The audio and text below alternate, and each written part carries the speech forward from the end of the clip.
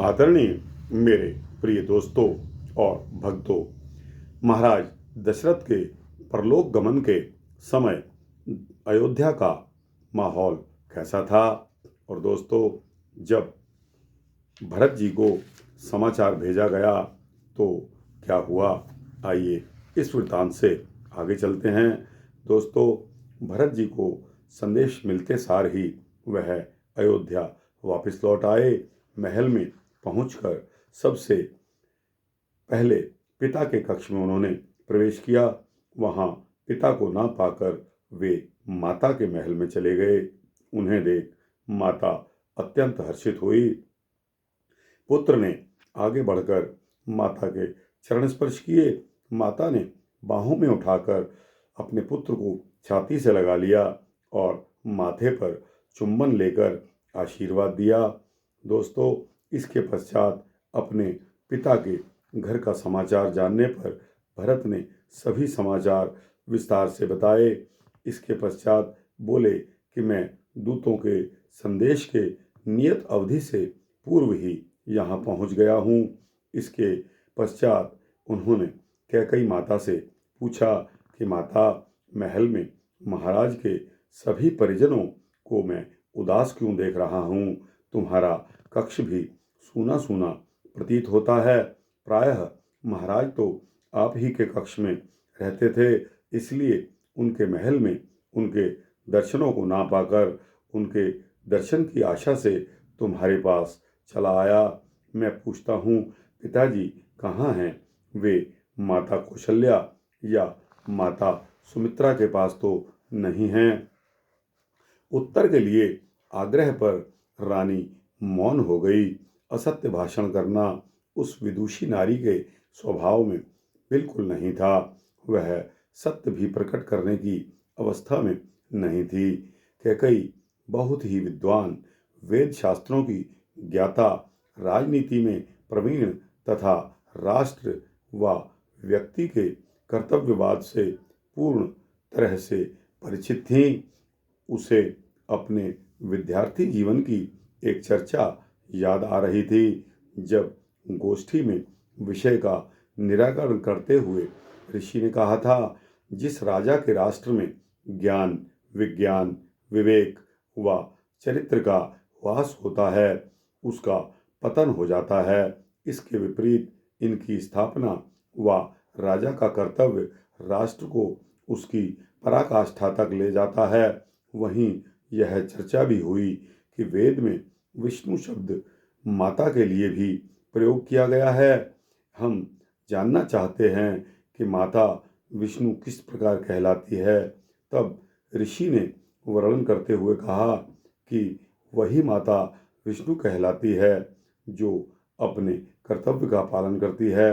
कर्तव्य के विषय में बताते हुए उन्होंने कहा था कि कर्तव्य माता, ममता व मोह में परिणत न होना है। अपने परिवार के प्रति, अपने राष्ट्र के प्रति कर्तव्य का पालन करना, चाहे जीवन में उसे कितना भी कष्ट क्यों न भोगना पड़े। माता कैकई के सम्मुख भी वही कर्तव्य मुंह बाए खड़ा था। एक तरफ उनके पास राष्ट्र कर्तव्य निभाने हेतु महर्षि भारद्वाज का पत्र था, जिसमें योजना सहित राष्ट्र व राष्ट्र के चरित्र की रक्षा की प्रार्थना की गई थी। कोई आज्ञा भी नहीं थी जो उन्हें माननी आवश्यक थी, परंतु माता कैकई ने चारों वेदों का अध्ययन किया हुआ था। माता कौशल्या ने भी चारों वेदों का अध्ययन किया था। वह एक विदुषी माता ही नहीं, एक राज्य के राजा की रानी भी थी। वेद की रक्षा करना, संस्कृति की रक्षा करना, समाज को पवित्रता में लाना, राम द्वारा वैदिक राष्ट्रीय परंपरा की स्थापना, उन दोनों माताओं का एक स्वप्न था। ऋषि मुनियों ने शिक्षा देकर जिस प्रकार राम जैसे महापुरुष का निर्माण किया, उसी अपने भरत से भी अधिक प्रिय राम को भयंकर वनों में जाने के लिए प्रेरित किया। माता ने दोनों को देखा तो दुख से पुनः व्याकुल हो उठे। दोनों जाकर उनके चरणों से लिपट गए और फूट फूट कर रोने लगे।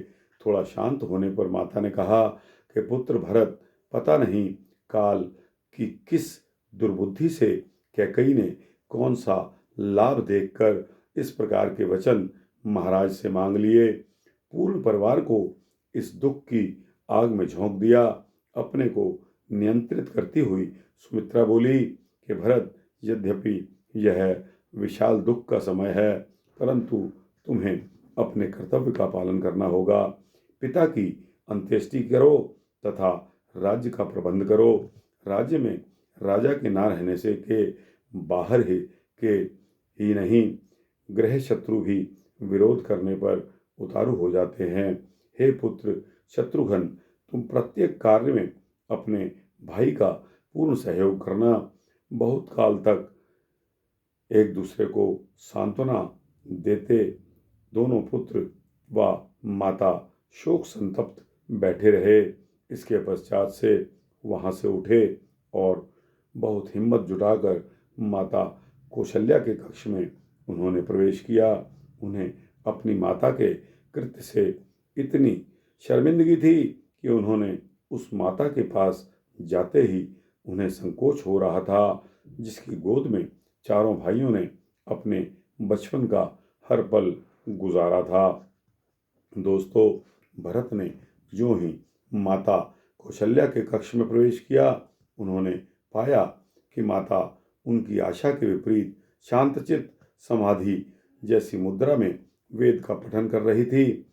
उनके मुख पर किसी प्रकार के दुख, शोक आदि के भाव बिल्कुल नहीं थे। ऐसा लग रहा था कि कोई महान महिला ऋषि तपस्यारत हो। अभी अभी उनके कक्ष से महर्षि वशिष्ठ कुछ वार्ता करके बाहर गए थे। भरत ने आगे बढ़कर माता कौशल्या के चरण स्पर्श किया। माता ने हमेशा की तरह भरत को यशस्वी होने का आशीर्वाद दिया। शोक व अपनी माता कैकेयी द्वारा किए कर्म के कारण व्यथित भरत माता के पास बैठ गए। उस समय उनके हृदय में बहुत घबराहट हो रही थी।